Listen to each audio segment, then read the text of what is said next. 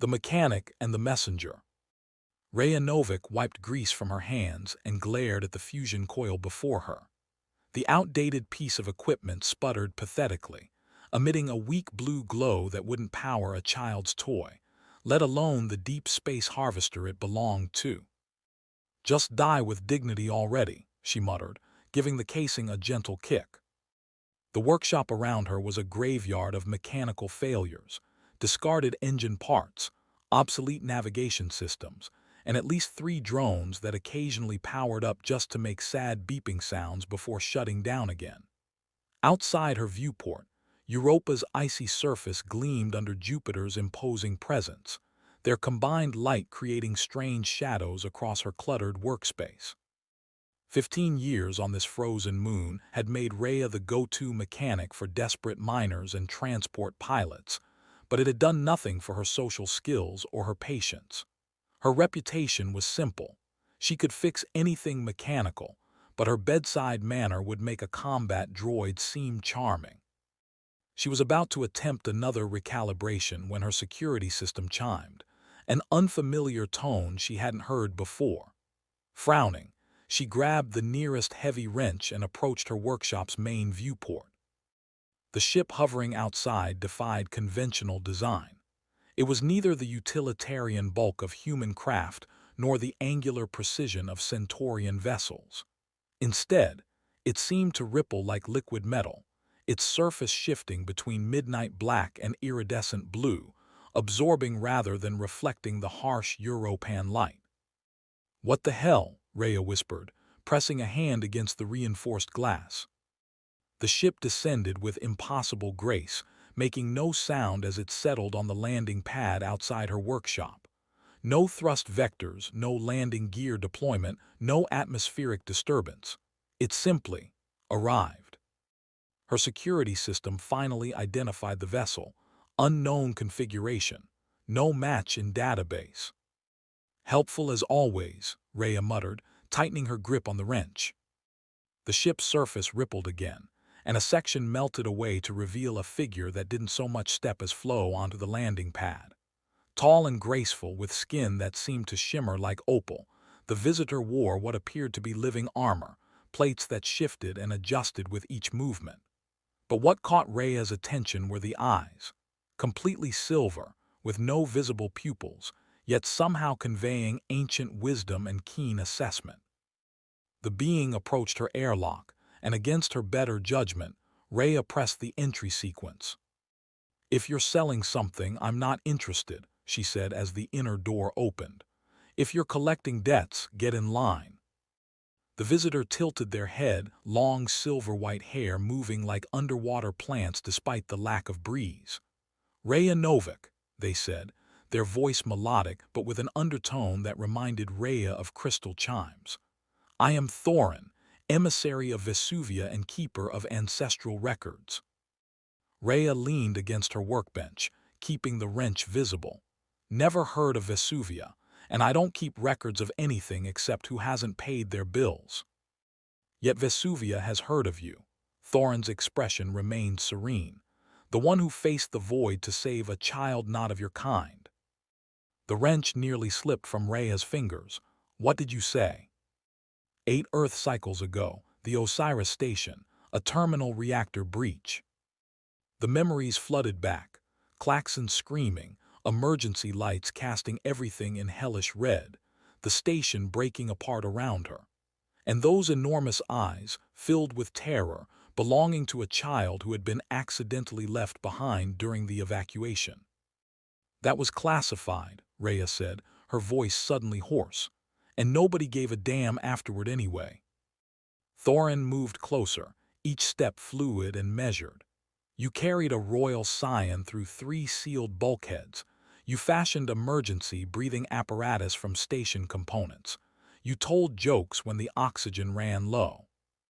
"How do you know about the jokes?" Rhea asked, genuinely confused now. "Because Kalyar, the child you saved, became our king, and kings remember."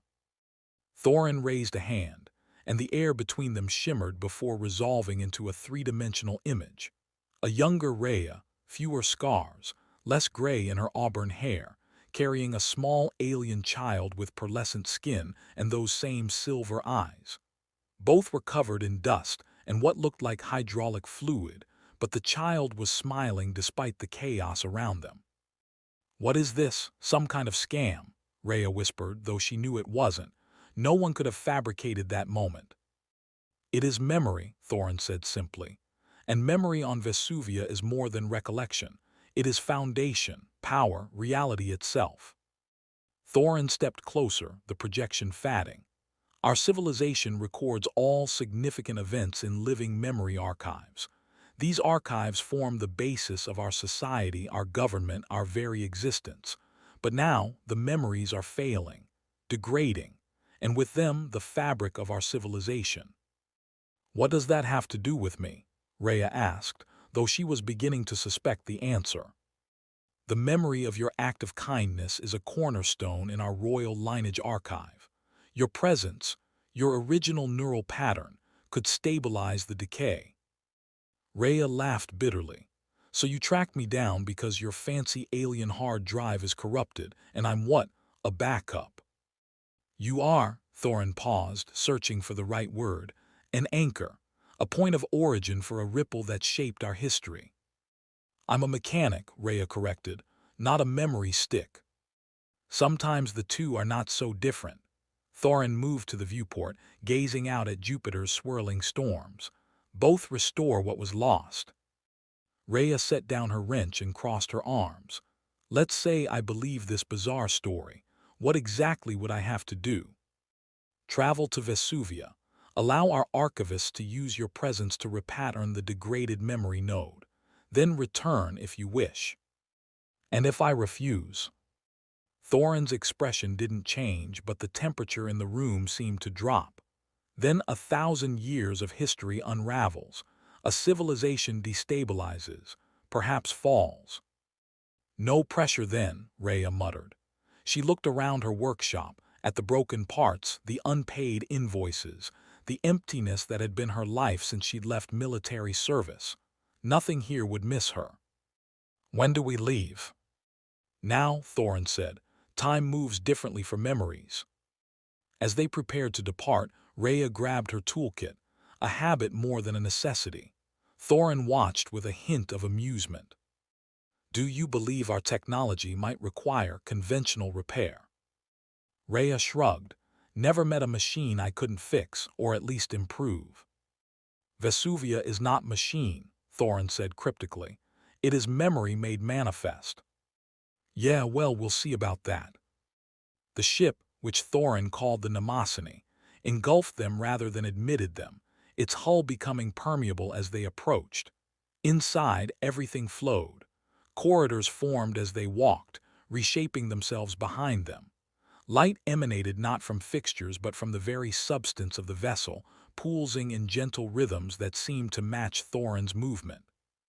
"This isn't standard propulsion," Rhea observed as the ship lifted without thrust or vibration. "Some kind of gravitational manipulation." "The Mnemosyne navigates through thought space," Thorin explained, "following memory paths through the structure of reality." A display, or what Rhea assumed was a display, shimmered to life before them, showing Europa falling away at impossible speed. Yet she felt no acceleration, no drag as they breached the vacuum. "We will enter the mnemonic fold shortly," Thorin said. "The transition can be disorienting for those unaccustomed." Rhea had experienced plenty of FTL jumps, but nothing prepared her for what came next. The universe seemed to turn inside out, colors inverting as space itself folded around them. For a moment, Rhea could see her own thoughts projected before her, fragmented images of old battles, broken relationships, and that one perfect moment when she'd carried a terrified child to safety. "Your memories are strong," Thorin observed, "particularly that one." "It was the last time I felt like I mattered," Rhea admitted, surprising herself with the honesty. The transition ended, and a new vista appeared before them. A world unlike any Rhea had seen, floating archipelagos of crystal and light, interconnected by bridges of pure energy, all orbiting a core of swirling luminescence. Vesuvia, Thorin announced, the repository of all remembrance. As they descended toward the central cluster of crystal structures, Rhea noticed ships of various designs moving through designated paths, some familiar, others utterly alien. You interact with other species. We are memory keepers, Thorin explained. All civilizations create memories worth preserving. A landing platform extended to meet them.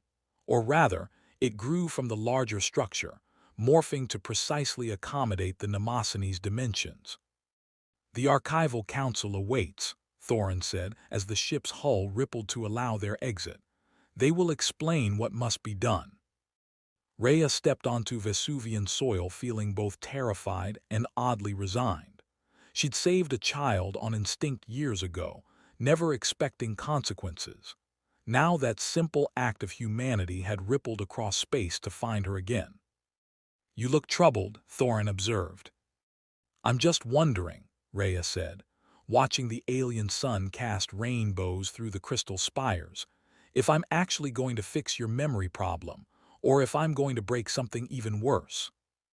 Thorin smiled for the first time, a subtle curve of lips that somehow transformed their entire face. Often, Rhea Novik, the difference is merely a matter of perspective. Together they walked toward the luminous heart of Vesuvia, where memory itself awaited repair. The Keeper of Memory. The Archival Council of Vesuvia assembled in a chamber that defied Rhea's understanding of architecture. Walls curved inward yet somehow expanded, creating a space that felt simultaneously intimate and vast. 7 beings similar to Thorin sat in a semicircle, their forms shimmering with subtle variations of opalescence. Approach Rhea Novik of Europa, intoned the central figure whose silver eyes contained flecks of gold. I am Archivist Prime Lyral. We welcome the Echo-Bearer. Rhea stepped forward, fighting the urge to wipe her palms on her coveralls. I'm just a mechanic who happened to be in the right place at the wrong time. Lyral's expression remained serene. There are no accidents in memory, only patterns we have yet to recognize. The chamber darkened, and the space between them filled with three-dimensional images, scenes from Vesuvian history playing out like holographic theater. Rhea saw civilizations rise and fall, technologies bloom and wither, all rendered in exquisite detail. For 10,000 years, we have preserved the collective memory of our people, Lyral explained. Every significant event, every emotion, every triumph and failure, all recorded in our memory cortex. The images shifted to show a massive crystalline structure at the heart of the city, pulsing with blue-white energy. The cortex doesn't just record history, added another council member. It anchors reality itself. Our cities, our technology, even our physical forms are maintained through memory resonance. And it's failing, Rhea asked. Lyral nodded. Certain nodes are degrading, specifically, those containing anchor memories that stabilize entire historical branches. Your memory node is critical. It marks the first significant interaction between our royal lineage and your species. Let me guess, Rhea said. If it goes, so does everything connected to it. Precisely. The memory cascade would eventually destabilize the entire cortex. Thorin stepped forward. We must take you to the integration chamber. Your neural patterns will help recalibrate the degraded node. As they led her through the city, Rhea marveled at Vesuvia's impossible beauty. Buildings that seemed to be made of solidified light rose in delicate spirals. Gardens of crystalline plants chimed softly as they passed. Citizens with varying degrees of opalescence acknowledged them with gentle nods, their silver eyes widening at the sight of Rhea. They recognize you, Thorin explained. Your story is taught to our children. As what? A cautionary tale about humans. As proof that courage transcends species. They arrived at a towering spire that pulsed with rhythmic light. Inside, a circular platform surrounded by floating memory fragments awaited them. Each fragment contained snippets of Rhea's rescue mission, moments she herself had forgotten. An elderly Vesuvian approached, his skin almost translucent with age. "I am Jaldan, master mnemonicist. I will guide your integration."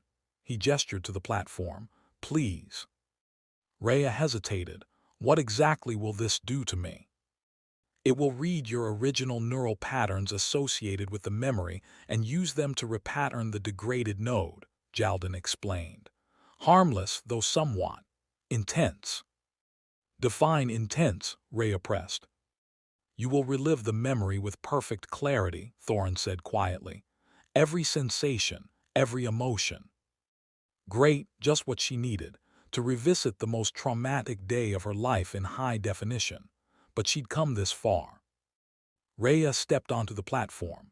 Instantly, the memory fragments encircled her, moving faster until they became a blur of light.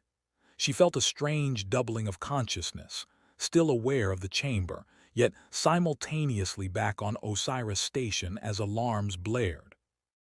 The station's corridors stretched before her, buckling as structural integrity failed. Emergency lights cast everything in that sickening red glow. And there, huddled beneath fallen debris, was the child, Callier she now knew, his silver eyes wide with terror. "It's okay," Pastrea said, voice steady despite her racing heart. "I'm here to help." Presentrea felt everything. The searing heat from exposed power conduits, the stabbing pain in her ribs where a flying panel had struck her, the desperate determination to get this child out alive. She relived carrying Callier through collapsing corridors, fashioning a makeshift breathing mask when oxygen levels plummeted, telling ridiculous jokes about robot bartenders to distract him from certain death. "Why did the robot go to therapy?" Pastrea asked as they huddled in a service junction, waiting for the path ahead to clear of flames. "He had too many attachment issues." Callier's laughter, like silver bells through water, echoed through her memory. As they reached the final airlock, with rescue shuttles visible through the viewport, the station gave a violent lurch. A support beam crashed down, pinning Rhea's leg. She pushed Callier toward the airlock. "Go, they'll pick you up." But the child had refused, tugging at the beam with his tiny hands. "Not without you," he said, his first words to her. Something she'd forgotten, Callier using his own small body as a lever, somehow helping her free herself despite the impossibility of it. They'd made it to the shuttle together, collapsing into safety as Osiris Station broke apart behind them. The memory faded and Rhea gasped, finding herself back in the integration chamber. But something was different. The fragments had transformed, now glowing with renewed clarity. The central crystal pulsed with healthy blue light. "It is done," Jaldan said, his voice thick with emotion. "The node is restored." Rhea stepped down, legs shaky. "Did I miss something that was almost too easy?" A commotion outside interrupted them. Thorin moved quickly to the entrance, speaking rapidly to a messenger. When he returned, his expression was grave. "The restoration has triggered a defense response in the corrupted sections of the cortex. Memory nullifiers have manifested." "Memory what now?" Rhea asked. "Entities created from degraded memories," Jaldan explained. "They seek to erase contradictory patterns, including yours." As if on cue, the chamber darkened. At the far end, a shape coalesced, humanoid but wrong, its form constantly shifting, features indistinct except for eyes that were empty voids. "That doesn't look friendly," Rhea muttered, reaching instinctively for tools that weren't there. "It seeks to nullify the paradox you represent," Lyral said, suddenly beside them. "An outsider whose memory anchors our reality." The nullifier advanced, each step leaving momentary gaps in the floor, as if reality itself couldn't quite remember what should be there. "Any suggestions?" Rhea asked, backing away. "Memory cannot be fought with physical force," Jaldan said, "only with stronger memory." The nullifier lunged toward Rhea, its form stretching impossibly. She dodged, feeling a cold emptiness where it passed, like parts of her consciousness temporarily vanishing. Strengthen the memory, Lyra called. Complete what was begun. Rhea had no idea what that meant, but as the nullifier came at her again, instinct took over. She reached toward the restored memory fragments, and they responded to her touch, swirling around her like a protective shield. I remember, she said, voice growing stronger. Not just carrying Callier to safety, what happened after. The fragments brightened as new memories formed within them, the child refusing to let go of her hand as the medical team tried to separate them. The royal delegation arriving, shocked to find their heir alive, and Callier's father, the king, bowing deeply to her. My son says you called yourself just a mechanic, the king had said, but today you have fixed something far greater than any machine. The nullifier shrieked, a sound like tearing paper, and lunged again. But where it touched the new memories, it began to dissolve, its emptiness filled with something real. That's it, Thorin urged. Keep remembering. Rhea focused on the moment the king had pressed a small crystal into her palm. A memory token, he'd explained, so that Vesuvia will never forget. She'd lost the token years ago during a particularly chaotic ship repair job. Or had she? Rhea reached into her pocket, somehow knowing what she would find. The crystal, warm and pulsing gently against her fingers. I kept it, she whispered, all this time. The crystal flared with brilliant light. The nullifier disintegrated completely, its void filled with new, stable memory patterns. Silence fell over the chamber. Then, slowly, applause. Vesuvians had gathered at the entrance, witnessing everything. The corruption is neutralized, Lyra announced. The cortex stabilizes. Rhea held up the crystal, now glowing with inner light. I don't understand. I forgot about this. How could I have it now? Memory exists beyond linear time, Jaldan explained. Your remembering created the truth of its existence. That makes absolutely no sense, Rhea said. To a species that views memory as mere recollection, perhaps not, Lyra said. But you have proven yourself more attuned to our ways than any outsider before. A new delegation entered, officials in formal attire surrounding a tall, distinguished Vesuvian whose opalescence was touched with royal blue. His silver eyes, so familiar now, fixed on Rhea. King Callier, Thorin announced, bowing deeply. Callier approached Rhea, now towering over the human he'd once been small enough for her to carry. The debt Vesuvia owes you has only grown, Rhea Novik. Rhea shrugged, uncomfortable with the formality, just doing what anyone would do. But they did not. You did, Callier gestured, and a hovering dais brought forward an intricate circlet made of the same crystal as her token.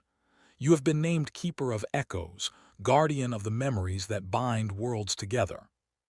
I'm still just a mechanic, Rhea protested. I have to get back to Europa. I have clients. Even to her own ears, the excuse sounded hollow. Of course, Callier said, but know that Vesuvia will always be open to you, and perhaps in time you might consider a more permanent arrangement. Memory keepers who can cross between worlds are exceedingly rare. Rhea found herself unable to refuse outright. Something had changed within her, as if remembering with such clarity had awakened parts of herself long forgotten. Later, as the Mnemosyne prepared for departure, Rhea stood at a viewport watching Vesuvian light refract through crystal spires. Thorin joined her silently. I'll think about it, she said before he could speak. The permanent position. The Keeper of Echoes does not merely preserve the past, Thorin said. They shape how it connects to the future. Rhea touched the circlet, now resting lightly on her brow. No pressure then. As the ship lifted, merging once more with the flow of memory space, Rhea Novik, mechanic, rescuer, and now Keeper of Echoes, wondered what other forgotten moments of her life might turn out to be the anchors of something greater. Behind her, Vesuvia shimmered with renewed clarity, its memory patterns stable once more, echoing outward like ripples in a cosmic pond, touching worlds and lives in ways yet to be remembered. Retry Claude can make mistakes. Please double-check responses.